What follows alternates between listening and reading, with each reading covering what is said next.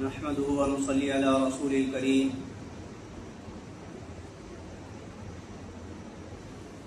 قال الله تبارك وتعالى في القرآن المجيد والفرقان الحميد وما أرسلناك إلا رحمة للعالمين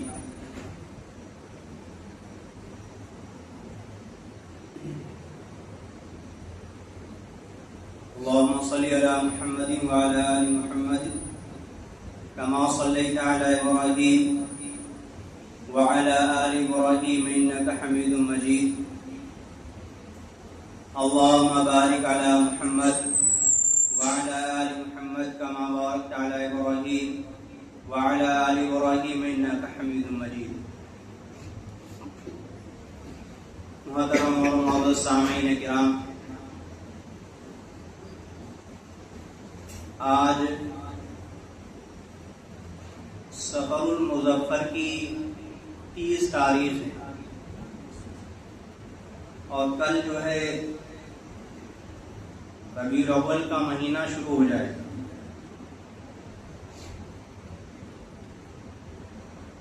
ربیع الاول کا مہینہ نبی کریم صلی اللہ علیہ وسلم کی پیدائش کا مہینہ ہے. گزشتہ جو دو جمعے آئے ان میں نبی کریم صلی اللہ علیہ وسلم سے صحابہ کی محبت کے متعلق بیان کیا گیا کہ صحابہ کرام رضوان اللہ علیہم اجمعین نے نبی کریم صلی اللہ علیہ وسلم سے کس طرح محبت کی. اس جمعے کو آج کے دن یہ کوشش کرتا ہوں کہ نبی کریم صلی اللہ علیہ وسلم سے ولادت سے پہلے دنیا کی کیا حالت تھی اور نبی کریم صلی اللہ علیہ وسلم سے پہلے لوگ کس طرح اپنی زندگیاں گزارتے تھے، یہ بتانے کی کوشش کرنا چاہتا ہوں. نبی کریم صلی اللہ علیہ وسلم جب اس دنیا میں نہیں آئے تھے، قرآن کریم میں بھی آپ صلی اللہ علیہ وسلم سے پہلے کی زندگی کو دور جاہلیت کی زندگی بتلایا کہ لوگوں کے اندر بہت ہی زیادہ جاہلیت اور بہت ہی زیادہ تاریخی تھی. روشنی ان کے زندگیوں کے اندر میسر نہیں. تاریخی اور روشنی سے مراد یہ نہیں ہے کہ لائٹ وغیرہ نہیں تھی یا روشنی وغیرہ نہیں تھی، رات ہوتی تھی دن، تو یہ مطلب نہیں. یہ گمراہ تھے، ہدایت ان کے دلوں کے اندر نہیں تھی. ان کے اندر سب سے پہلی جو گمراہی تھی وہ شرک کیا کرتے. خانہ کعبہ کے اندر بہت سارے بت رکھے تھے، 360 بت. ہر ضرورت کا بت الگ ہوتا تھا کہ یہ فلاں چیز کا ہے، یہ پانی برسانے کا ہے، یہ اولاد دینے کا ہے، یہ فلاں پیغام پہنچانے کا ہے، یہ فلاں ضرورت کا ہے. ساری چیزوں کے بت الگ ہوا کرتے اور ان کو اپنے ہاتھوں ہی سے بنایا کرتے. ان سے اپنی منتیں مانگا کرتے تھے، نیاز مانگا کرتے تھے اور جو منت مانتے تھے کہ ہم اگر ہمارا یہ کام ہو جائے تو ہم فلاں بدھ کے نام سے یہ کام کریں. یہ شرک جو ہے ان لوگوں کے اندر عام تھا اور وہ لوگ بھی مانتے تھے کہ اللہ تبارک و تعالیٰ کی ذات ہے. اللہ تبارک و تعالیٰ کو مانتے تھے لیکن شرک کیا کرتے تھے. جس طرح ہم اور آپ مانتے ہیں کہ اللہ تبارک و تعالیٰ کی ذات ہے، اس دور کے اندر بھی شرک موجود ہے. اللہ تبارک و تعالیٰ کے اوپر ایمان بھی رکھتے ہیں لیکن یہ ہم مانتے ہیں کہ اللہ تبارک و تعالیٰ کے پاس پہنچنے کا ہمیں ذریعہ چاہیے. بہانے تلاش کرتے ہیں کہ نبی کریم صلی اللہ علیہ وسلم تک اور اللہ تبارک و تعالیٰ کی ذات تک پہنچنے کا ہمیں وسیلہ چاہیے. اور اللہ تبارک و تعالیٰ کہتا ہے کہ ہم تو آپ کی جو شہ رگ، جو موت کی رگ ہوتی ہے، مجھ سے بھی زیادہ قریب ہے. اللہ تبارک و تعالیٰ یہ کہہ رہا ہے. اور ہم اللہ تبارک و تعالیٰ تک پہنچنے کا وسیلہ اور زینہ ڈھونڈتے تلاش کرتے. اس دور کے اندر بھی اپنی منتیں بتوں سے مانگا کرتے تھے. اس دور کے اندر بھی ہم اپنی منتوں کو جا کر کے مزاروں پہ مانگتے ہیں. ہمارے ان میں اتنا ہی فرق ہے کہ ہم اپنی منتوں کو جا کر کے مزاروں پہ مانگتے ہیں اور وہ لوگ اپنی منتوں کو جا کر کے بتوں کے پاس مانگتے ہیں. چڑھاوا چڑھاتے تھے، ہم بھی اپنے چادروں کو لے جا کر کے منت مانگتے ہیں، چڑھاوا چڑھاتے جاتے ہیں. تو یہ اللہ تبارک و تعالیٰ کی ذات سے تھا شرک، اور یہ ہم سمجھتے ہیں کہ ہم دین کا کام کر رہے ہیں. جتنے بھی اولیاء اللہ ہیں وہ قابل تعظیم ہیں، ہمارے سروں کے تاج ہیں. سب اولیاء اللہ اللہ کے ولی ہیں، اور یہ سب اللہ کے یہاں مقبول ہیں. لیکن ان کا درجہ ہمارے لیے اللہ تبارک و تعالیٰ کے برابر نہیں ہوگا. ان کا درجہ نبی کریم صلی اللہ علیہ وسلم کے برابر نہیں ہوگا. ان کا درجہ صحابہ کرام رضوان اللہ علیہم اجمعین کے برابر نہیں ہوگا. جو جس درجے کا آدمی ہے اسی درجے کے مطابق رکھا جاتا ہے دین اسلام کے اندر، نہ زیادہ بڑھانا نہ زیادہ گھٹانا. تو جتنے اولیاء اللہ ہیں وہ سب ہمارے سروں کے تاج ہیں، ہمارے لیے وہ فخر ہے، اور ہمیں چاہیے کہ ہم ان کے لیے دعائیں کریں. اللہ تبارک و تعالیٰ سے ان کے لیے مغفرت کی دعائیں کریں. وہ تو اللہ تبارک و تعالیٰ نے انہیں بخش دیا، لیکن ہماری طرف سے کوشش رہنی چاہیے کہ ہم ان کے لیے دعائیں کریں. ہم ان سے جو ہے اپنی اولادیں نہ مانگیں، ہم ان سے اپنی روزیاں نہ مانگیں، ہم ان سے جو ہے چڑھاوا نہ چڑھائیں ان کے اوپر کہ فلاں کام ہو جائے گا، کہ فلاں دن میں یہ چادر چڑھائی جائے گی، فلاں دن میں یہ گاگر چڑھائی جائے گی. تو یہ شرک ہے، اسی کو شرک کہتے ہیں، اور یہی اسی کا شرک نام ہے. نبی کریم صلی اللہ علیہ وسلم نے فرمایا تھا کہ ایک ایسا دور آئے گا کہ آدمی صبح کو مسلمان ہوگا اور شام کو کافر ہو جائے گا، شام کو مسلمان ہوگا صبح کو کافر ہو جائے گا. اور یہی ہو رہا ہے. ہم ایسی ایسی قوالیاں سنتے ہیں جس سے ہمارا جو ایمان چھن جاتا ہے. ایسی ایسی قوالیاں ہماری سواریوں کے اندر، ہماری گاڑیوں کے اندر، ہمارے گھروں کے اندر چلتی ہیں کہ جن کے سننے سے ہمارا جو ہے ایمان چھن جاتا ہے، ہم ایمان سے خالی ہو جاتے ہیں، ہم ایمان سے نکل جاتے ہیں، اور یہ ہم سمجھتے ہیں کہ ہم دین کا کام کر رہے ہیں، بہت بڑھیا ہمارے گھر میں جو ہے برکتیں آ رہی ہیں. قوالیاں سن کے ہم سوچ رہے ہیں کہ ہمارے گھروں کے اندر برکتیں آ رہی ہیں. یہ خامہ خیالی ہمارے ذہنوں کے اندر موجود ہے.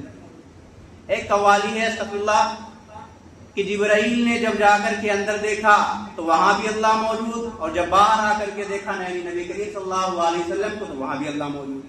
یعنی نبی کریم صلی اللہ علیہ وسلم کو اللہ تبارک و تعالیٰ بنا دیا. شب معراج میں جب نبی کریم صلی اللہ علیہ وسلم گئے تو اللہ کے نبی صلی اللہ علیہ وسلم کو جبرائیل امین ہی کو لے کے گئے. اب قوال نے کہہ دیا کہ جبرائیل امین نے دونوں جگہ دیکھا کہ باہر بھی اللہ موجود اور وہاں بھی اللہ موجود، یعنی نبی کریم صلی اللہ علیہ وسلم کو اللہ تبارک و تعالیٰ کا درجہ دے دیا. نعوذ باللہ. اور ہم سب اس پر واہواہی کرتے ہیں کہ بہت بڑھیا قوال نے کہا. تو یہ اللہ کے نبی صلی اللہ علیہ وسلم نے جو فرمایا تھا کہ آدمی شام کو مسلمان ہوگا صبح کو کافر ہو جائے گا، ایمان سے نکل جائے گا، اور صبح جو ہے مسلمان ہوگا شام کو جو ہے ایمان سے نکل جائے گا، وہ اس دور کے اندر موجود ہے. کیونکہ ہمیں اس کا علم نہیں ہے، ہم اس کو جانتے نہیں ہیں کہ اسلام سے نکلنے کی چیزیں کیا ہیں، اسلام کے اندر جو ہے کن چیزوں سے منع کیا گیا ہے، کن چیزوں کے کرنے سے ہم جو ہے اسلام سے داخل خارج ہو جاتے ہیں، ہمیں پتہ ہی نہیں ہے. یہ جو زمانے جاہلیت کے اندر تھا کہ شرک کیا کرتے تھے اللہ تبارک و تعالیٰ کی ذات سے. دوسرا برائی یہ تھی کہ لڑکیوں سے نفرت کیا کرتے، لڑکیوں سے نفرت کیا کرتے. نبی کریم صلی اللہ علیہ وسلم کی آمد سے پہلے جس کے یہاں بھی لڑکی خوشخبری ہوا کرتی تھی اس کا جو ہے منہ سوکھا شوارا بن جایا کرتا، اس وجہ سے کہ انہیں ذلت سہنی پڑے گی، انہیں اپنا داماد بنانا پڑے گا، ان کے لیے لڑکی بوجھ ہوا کرتی تھی. لیکن نبی کریم صلی اللہ علیہ وسلم کی آمد کے بعد اللہ کے نبی صلی اللہ علیہ وسلم نے لڑکیوں کو رحمت بتایا، لڑکیوں کو رحمت بتایا. اور نبی کریم صلی اللہ علیہ وسلم کی 4 بیٹیاں، اللہ کے نبی صلی اللہ علیہ وسلم نے فرمایا کہ جس کے یہاں 3 بیٹیاں ہو اور وہ اس کی اچھی طرح پرورش کرے تو وہ جنت میں میرے ساتھ ان انگلیوں کی طرح ہوگا. یہ دونوں انگلیوں کی طرح برابر ہوتا ہے کہ اس کا اور میرا جو ہے جنت میں جو قیام ہوگا ان دو انگلیوں کی طرح ہوگا. دو لڑکیوں کے بارے میں بتایا کہ اللہ کے نبی صلی اللہ علیہ وسلم نے کہ جس شخص کی دو لڑکیاں ہوں اچھی طرح اس کی پرورش کرے تو اس کو بھی اللہ تبارک و تعالیٰ کے نبی صلی اللہ علیہ وسلم نے جنت کی خوشخبری دی.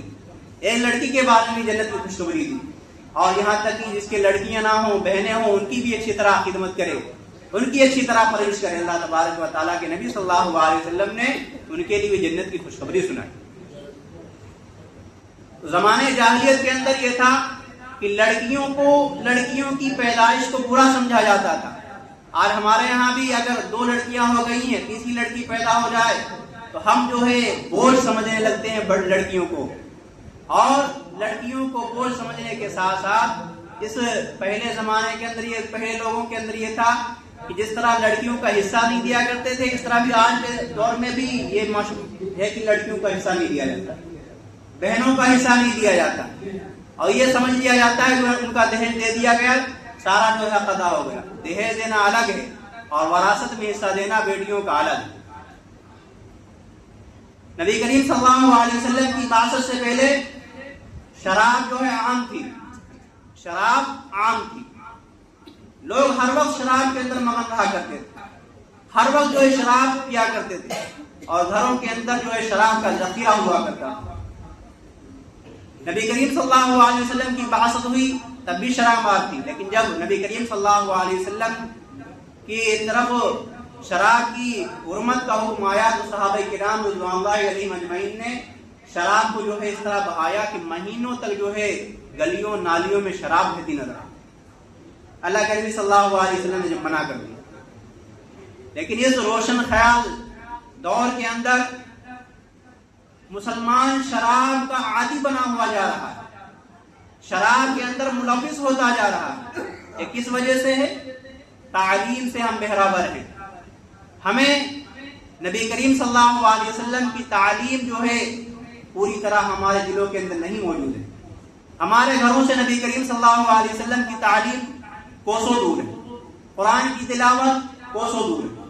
جہاں نبی کریم صلی اللہ علیہ وسلم کی تعلیم ہوگی, جہاں قرآن کی تعلیم ہوگی, وہاں اس گھر کے اندر جو ہے نبی کریم صلی اللہ علیہ وسلم کا سنت طریقہ بھی ہوگا, وہاں نبی کریم صلی اللہ علیہ وسلم کے بتائے ہوئے کام بھی ہوں گے, اور وہاں جو ہے شراب خوری, حرام خوری, زنا خوری یہ سب کوئی چیز نہیں ہوگی, کیونکہ صبح شام جو ہے وہاں قرآن کی تلاوت ہوگی.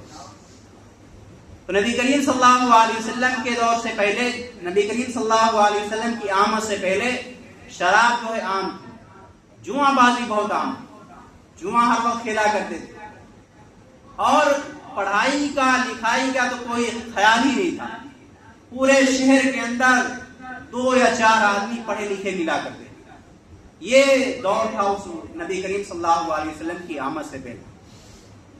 اور لڑائیاں اس قدر ہوا کرتی تھی کہ آپ سے اگر لڑائی ہو گئی ہے تو وہ سال آپ ختم ہو جائیں گے, آپ کی اولادیں, ان کی اولادوں کو نصیحت کی جاتی تھی کہ آپ مر جائیں گے, اپنی اولاد کو بھی وصیت کر کے جائیں گے کہ انہیں مارنا ہے, انہیں قتل کرنا ہے. یہ دور ہوا کرتا تھا اور وہ دور لوٹ کر کے اب بھی آ رہا ہے. اپنے بھائی سے لڑائی ہو گئی, ہم آپ کی مٹی میں نہیں شریک ہوں گے, آپ کے جنازے کے اندر نہیں شریک ہوں گے, آپ کے کھانے پینے میں نہیں شریک ہوں گے, آپ کی خوشیوں میں شریک نہیں ہوں گے. یہ قسمیں کھا لی جاتی ہیں اور یہی ہوتا بھی ہے. جب آدمی مر جاتا ہے کہ ہم نے کہا تھا کہ آپ کی مٹی کے اندر نہیں آئیں گے تو ہم وہاں کو دکھانے نہیں جائیں گے. ہم نے کہا تھا کہ آپ کی جو ہے خوشیوں کے اندر شریک نہیں ہوں گے. جتنی منت سماجت کی کر لی جائے, جتنی معافی تلافی کے لیے جائے, لیکن آدمی جو ہے ٹس سے مس کرنے کے لیے تیار نہیں ہوتا ہے, اس کے یہاں شریک ہونے کے لیے تیار نہیں ہوتا ہے. یہ دور ہمارے اوپر ہی مسلط ہوتا جا رہا ہے. نبی کریم صلی اللہ علیہ وسلم کی بعثت سے پہلے کتوں سے محبت بہت زیادہ تھی. لوگ کتوں کو زیادہ پالتے تھے اور انسانوں سے نفرت کیا کرتے تھے. اس دور کے اندر بھی وہی آ رہا ہے کہ کتوں سے محبت ہوتی جا رہی ہے اور انسانیت سے جو دشمنی ہوتی جا رہی ہے. انسانوں سے دشمنی ہوتی جا رہی ہے اور کتوں سے محبت ہوتی جا رہی ہے. نبی کریم صلی اللہ علیہ وسلم کا جب دور آیا, نبی کریم صلی اللہ علیہ وسلم جب اس دنیا کے اندر مبعوث ہوئے, نبی کریم صلی اللہ علیہ وسلم کو جب نبوت ملی تو آپ صلی اللہ علیہ وسلم نے کتوں کے مارنے کا حکم دے دیا. جب آدمیوں کے اندر کتوں کی نفرت بیٹھ گئی تو پھر نبی کریم صلی اللہ علیہ وسلم نے صرف کالے کتوں کو مارنے سے منع کیا. جب اور زیادہ نفرت ہو گئی تو اللہ کے نبی صلی اللہ علیہ وسلم نے فرمایا کہ کسی برتن کے اندر اگر کتا منہ ڈال دے تو اسے 7 مرتبہ دھلنا چاہیے، اور یہ حکم باقی رہا. تو اس روشن خیال زمانہ یہ سمجھتا ہے کہ آج کا زمانہ یہ لوگ سمجھتے ہیں کہ ہم جو ہے بہت ترقی یافتہ زمانے کے اندر ہے، بہت ترقی یافتہ ہے، لیکن ترقی یافتہ زمانے کے اندر انسانیت سے دشمنی ہوتی جا رہی ہے اور کتوں سے نفرت ہوتی جا رہی ہے، کتوں سے جو ہے محبت ہوتی جا رہی ہے، انسانوں سے نفرت ہوتی جا رہی ہے. نبی کریم صلی اللہ علیہ وسلم کی بعثت سے پہلے سود خوری عام تھی، سود لینا سود دینا بہت زیادہ عام تھا، لوگوں کا مال لوٹ لینا کسی بہانے سے بھی ہو. آج تو نیا دور چل رہا، کسی کی مدد کرنے کے بہانے کسی سے روپیے لیے یہ ساری چیزیں کی جاتی ہیں. وہاں پہلے مال بھی محفوظ نہیں ہوتا تھا اور جان بھی محفوظ نہیں ہوتی، لیکن یہاں آج جان محفوظ لیکن مال محفوظ نہیں ہوتا ہے. نبی کریم صلی اللہ علیہ وسلم کی بعثت سے پہلے یہ عام رواج تھا سود خوری. اور آج کل بھی عام جو رواج ہو گیا کہ کسی تھوڑا بھی اگر کام کرنا ہو تو سب سے پہلے سود لیا جاتا ہے. جس گھر کے اندر سود ہو وہاں اللہ تبارک و تعالیٰ کے نبی صلی اللہ علیہ وسلم نے فرمایا کہ سود لینے والے کے لیے اور سود دینے والے کے لیے دونوں کے لیے اللہ تبارک و تعالیٰ کی طرف سے اعلان جنگ ہے. اور جس سے اللہ تبارک و تعالیٰ کی طرف سے اعلان جنگ ہو اس گھر میں کہاں برکتیں نازل ہو سکتی. ہم پورا دن جو ہے کتنی بھی مشقت اور محنت کر لیں، کتنی بھی کمائی کر لیں، لیکن وہاں اللہ تبارک و تعالیٰ کی رحمتیں نازل نہیں ہو سکتی، وہاں اللہ تبارک و تعالیٰ کی برکتیں نازل نہیں ہو سکتی.